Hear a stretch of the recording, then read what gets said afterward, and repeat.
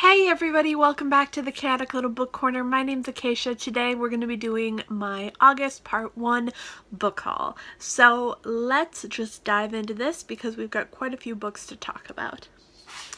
The first one is this, An Almond for a Parrot, and this is by Sally Gardner, and she's writing as Ray Delaney. And this story is about a woman named Tully Trugood, and she is accused of murder, and she is in the midst of her trial, and in order to save herself, she has to tell her story and discuss her life as a courtesan. So I'm very excited about this. It has been compared to Sarah Waters, so I don't know if that means there's going to be a lesbian love in it, or if that means that it's the same writing style. Could go either way. Then we have The Cottingley Secret, and it's by Hazel Ganor. And this is a story about two young girls who take pictures and claim they are fairies, and their pictures are found by Arthur Conan Doyle, and he believes that they are telling the truth, and he starts to write stories about them and experience them. And then in present day, a girl named Olivia inherits her grandfather's bookshop in a small Irish town and discovers more than old dusty books and a manuscript that tells the enchanting story of a group of people just gripped in the fairy world and like curious about fairies. So I'm very intrigued by this, and it looks really pretty, and it's going to be a very different type of read. The next book is This Young Monster by Charlie Fox, and this is a nonfiction discussing the ideas of monsters in art, in society, in the world, in literature, and kind of diving into what is scary, what is real, and what really causes us to feel fear. So it talks about deformity and freaks, and they use that word, so I'm not calling anyone a freak. It talks about queerness and disability and children and adolescents, and it compares their things about them that make people unnerved or scared, and talks about monsters and what they really are and who they really are in society. And I'm very excited to have this. Then I received 3 books from Bellevue Literary Press. These 3 books. And the 2 that I requested that were sent to me were Autopsy of a Father, and it's by Pascal Kramer.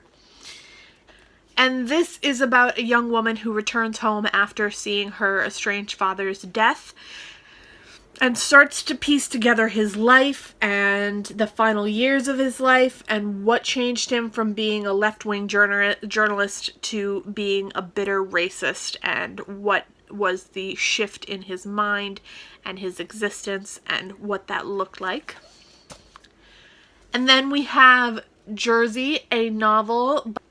And this one is about a post-World War II literary scene in 1965 when he exploded onto the American literary scene in 1965 in the best-selling novel The Painted Bird. He is revered as a Holocaust survivor and a refugee to the worlds hidden beyond the Soviet Iron Curtain. He won major literary award, befriended actor Peter Sellers, who appeared on the screen adaptation of Being There, and a guest talk show at the Oscars. But soon the facade began to crack, and behind the public persona emerged a ruthless social climber, sexual libertine, and a pathological liar who might have plagiarized his greatest works.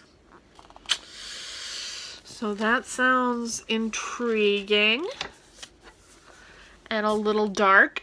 And then this one they requested that I have, and they sent it to me unsolicited, and this is Wolf Season by Helen Benedict. And this is about a small town, upstate New York, that has been hit by a hurricane, and it follows 3 women and their children and their experiences, and they have to do with Iraq and Afghanistan and how they came into existence and what their life is like now after this hurricane and what they are fleeing from in the Iraqi area. So I'm very curious about that. Again, that is out in October. Then, This is the Monster's Daughter by Michelle Pretorius. This was blurred by Audrey Niffniger, and it said it's a roller coaster ride of a novel. Somewhere in South Africa, 1901, the height of the Boer War, a doctor of British concentration camp conducts a series of grim experiments on the prisoners. His work ends in chaos and 2 children survive.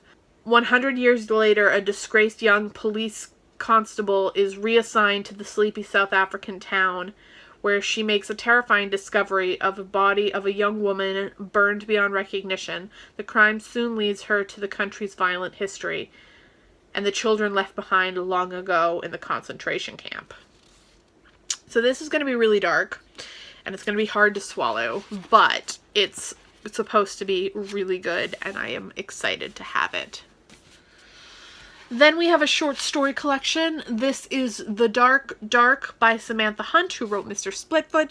This is just one of her strange, sort of obscure prose that Haunt playfully plays with the fields of life, pokes at the mundane, all these good things. I am very curious about this short story collection. Then Addict by Catherine Dunn. This is her debut novel, and it follows a woman who ends up landing in jail and her experience there. Then I've already read this, and this is the Beguiled, and it is by Thomas Cullen, and yeah, this creeped me out. Sufficiently creeped me out. It is a gothic, terrifying, what happens when you wrong a group of women kind of story, and it gets gruesome. That is all I want to tell you. And then this one I picked up. This is The Sinner by Petra Hammersphere. And I saw the advertisement for this TV show, which is on USA. And the premise is a woman, for no reason, gets up and murders someone in front of her children and her family and friends.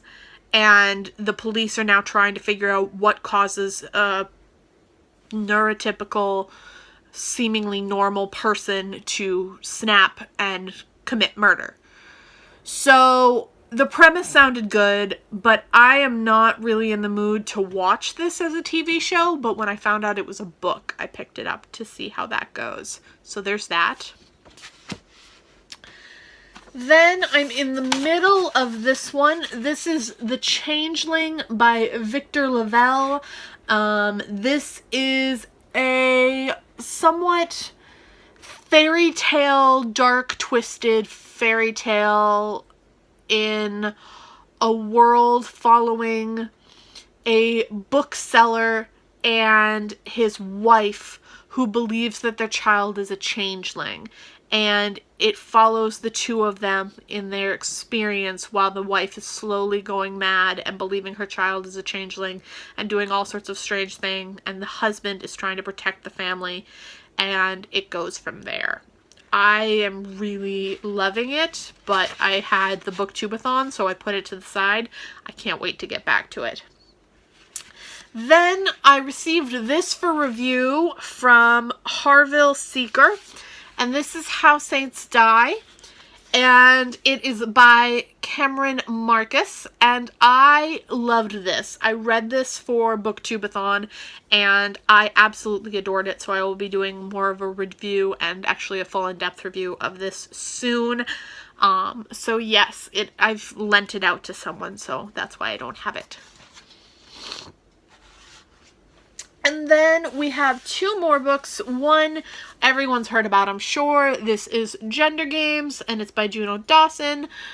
I don't think I need to talk about this too much. It is the experience of a transgender woman who was born a man and is transitioned into female. So I am very curious about that. And then the last book I am the most excited about is Gather the Daughters by Jenny Malamed, and this is a cult story about a community where they're living on an island, and every time these women, or girls I should say, come into the position of being able to produce offspring, they are put into a position where they are immediately thrusted into that world of producing offspring, but then when they're done, they're sent away to die. And yeah, it's just really creepy and weird, and I'm very excited about it, and I can't wait to read the rest of it. I've started it, and I'm very, very much enjoying it. So yes, those are all the books that I have, and I look forward to talking to you in my next video. I'll see you soon.